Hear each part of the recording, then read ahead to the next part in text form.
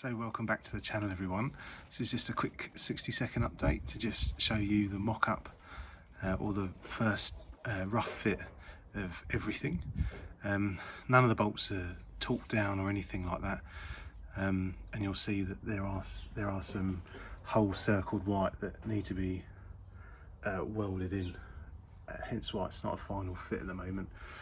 But as you can see, the front end is pretty much done, and I've also done a rough fit of the lights. Once again, as you can see, it's not fully torqued up because this is all going to get taken back off and ready for the sand plasters.